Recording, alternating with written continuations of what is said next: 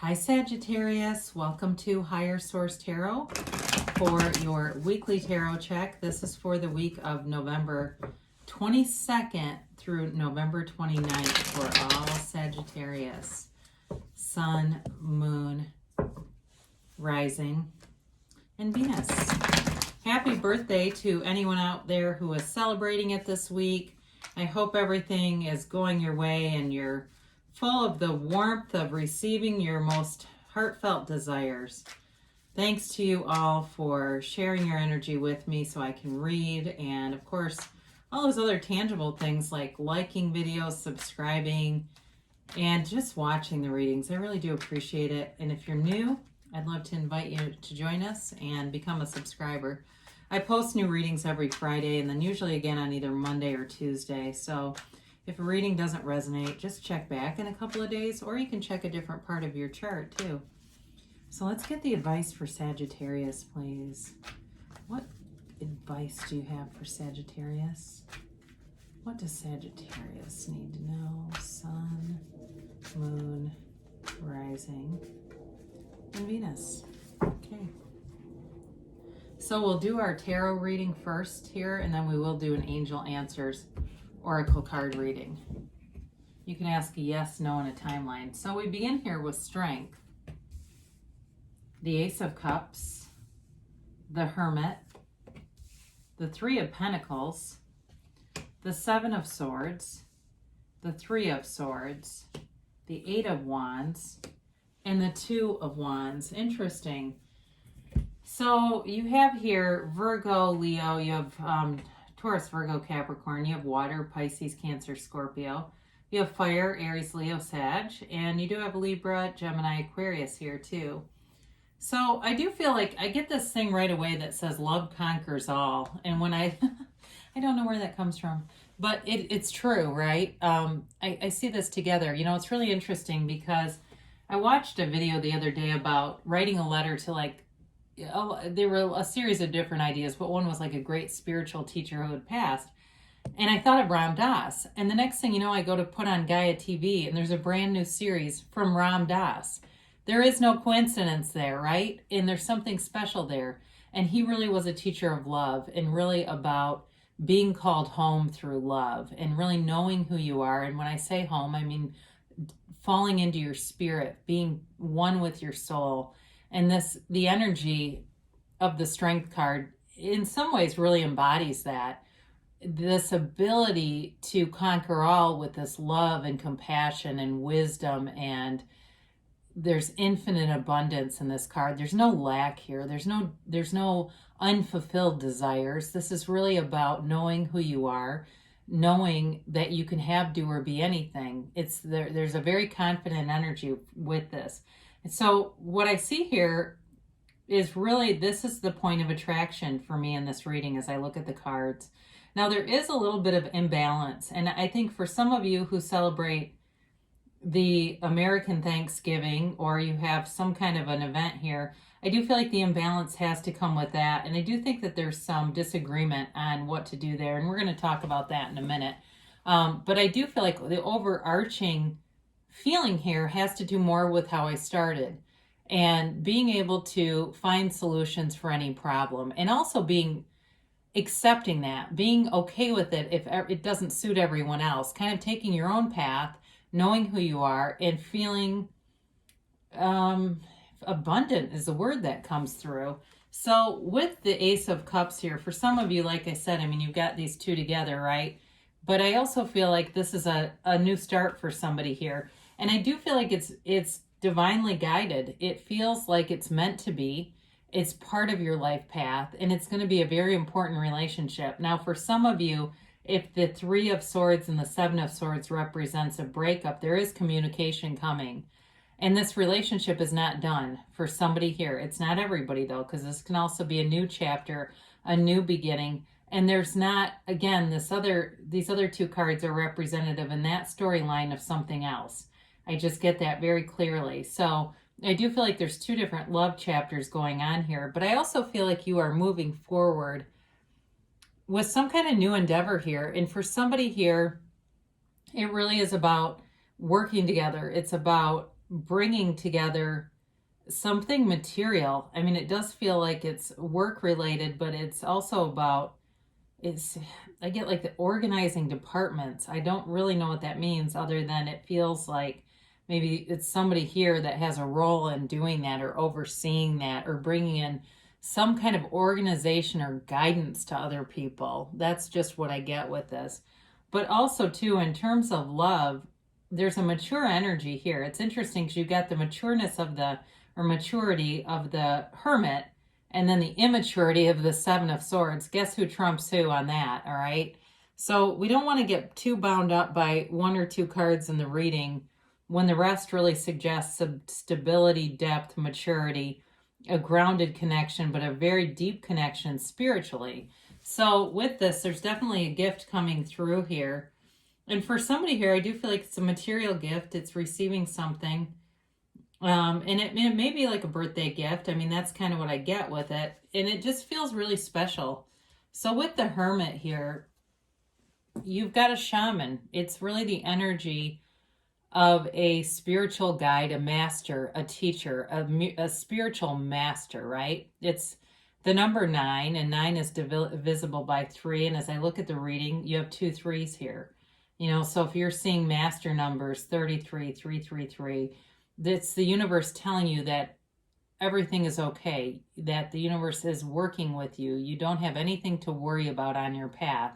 You're being taken care of, and the universe matches your desire, matches your vibration, matches what you put out. The universe mirrors that back to you. So you ultimately have control over your own destiny. It's not out of your hands. That's fate, right? Destiny has to do with free will and making choices along the path. The Hermit comes in to tell you you are on the right path. You are making choices that are fulfilling. This also can be a spiritual teacher, counselor, or the card of not just a spiritual teacher, but a teacher in general. So for some of you in love, you maybe you're attracting somebody who's some kind of a life coach, a teacher. I do even get like a sports kind of a coach, like they're a coach of other things, like more of the body, I guess is maybe the best way to say that. But it's also somebody who likes to read a lot of books.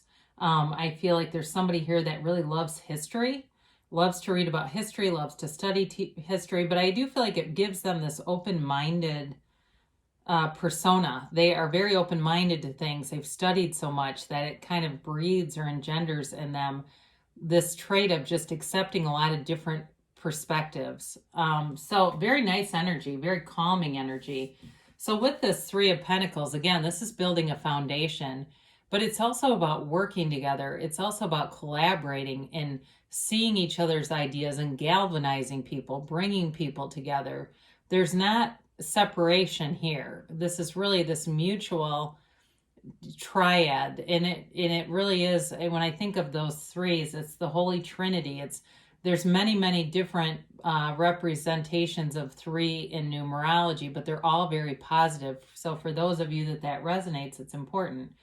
So with this 3 of Pentacles, again, it can also be about a physical foundation, building something. So for somebody, if you're in business and moving into a new building, and that's what this department restructuring kind of thing is, it's very well, in terms of the cards, it's moving forward in a fairly easy, uneventful way. It does feel like it's supposed to be moving forward. And so if there's any restrictions at all, the Strength card shows up to help you extend grace where it's needed. And that's what it is too, sort of, to me in this reading as I look at this, is sort of your ability to model that for people, to demonstrate that for people. So if somebody's bunched up about something with the 7 of Swords, this certainly could be somebody not getting their own way and trying to hijack plans around you. So if, again, you've got some kind of plans for the holiday or you're not wanting them, I do feel like that's where the conflict is. And there's sort of a manipulative energy around it,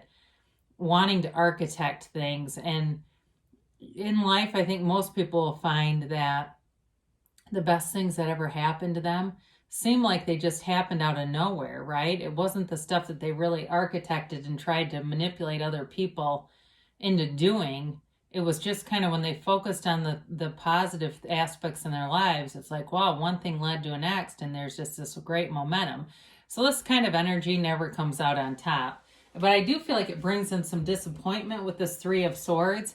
But this may be more related to their disappointment. It may be people kind of diverging off and saying, we're just going to do what's best for our individual selves or our small family units or whatever the case may be. There's acceptance here, though. It's disappointment, but it's with acceptance. It's not staying stuck in this too long. And so I don't feel like with that Seven of Swords, it's necessarily this, tremendously malevolent force. It's not like that. It's more of like an irritation. But with the Strength, there's nothing like this that would be much of a match for that kind of energy, because it really has to do with moving forward. And, again, you've got, with both of these together, you have 2 8s. It's movement in the tarot, and this is really, again, moving forward. And in a way that's really full of love.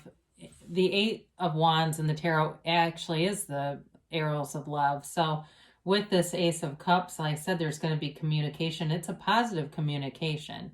It's bringing more in. It's bringing in that next leg of the journey. So if it's, for some, it's reconciliation. For others of you, it may just be a nice ongoing steady stream of communication with somebody who's a new love interest, or if it's not new love, it is a soulmate connection, and it may just be really this ebb and flow that's related to the Three of Pentacles, really being in a nice energy field with this person where it just feels like the relationship is the right thing to be doing. There's no question, there's no second guessing.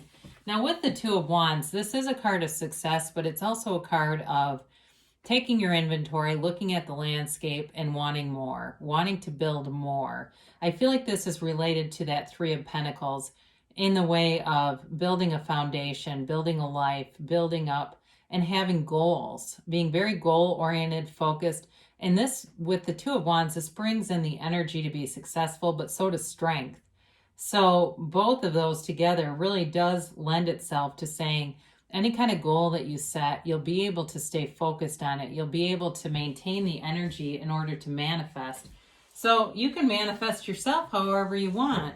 If it has to do with just being, more well-rested, some of those minor things that we say, we don't always think of. We're trying to manifest lottery wins when we're, basically falling asleep, right, during the day. So that might be a good place to start. So that way the mind is clear, the mind feels cared for and ready to pursue the day. Or even with health and fitness and weight and that kind of stuff, it can be manifested.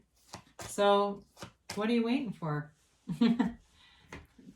So let's get a yes/no timeline here. Okay. For Sagittarius. Oh, I love this card. Big happy changes. So again, I mentioned before, the universe, when it is bringing in master numbers, is communicating with you. The universe doesn't communicate in words like a conversation, because then we'd all think we were nuts, right? But it does communicate in these synchronicities that let you know you're aligned, and those repetitive numbers are powerful and they mean something. So there's definitely a change coming, and it's beautiful. Now, helpful people. So with the Three of Pentacles, I mentioned that is people working together harmoniously. And it may be for some of you a need to even ask for help if you need something, especially if you're moving or moving a business or something like that. Don't be shy about it, because people want to help you. And think about when you do something for someone, how good that feels. It raises your vibration. Well, it does the same thing for them and collectively. So trust that the universe wants to bring great things to you. The universe is always on your side. There's no test that you're supposed to fail. It really is. When we start to feel that way, like we're being given tests that are against us, it's really our ego and it's limiting beliefs. So let go of those so you can move forward here. They say in a year from now, so this is not a ton of time. I know sometimes we go, oh my God, that's so long. But really, it's like looking back in a year from now, and really, especially if you're going, I don't know about any of this stuff. I just don't, you don't know what could happen, though. Crazy things happen all the time. seen it left and right where somebody meets. I knew somebody they met in February and by July they were married. And this person had never been married and she's in her 40s. She's happier than a clam. So you never know. But in a year from now, it really is about this big happy change coming to fruition. And you have an emphatic yes here. So it's you holding the moon in one hand and the sun in the other because you create your own reality. You are the center of your own universe. So beautiful reading for you, Sagittarius. You are certainly worth it. I love you. And I hope you're enjoying the start of your season. And I'll be back again soon.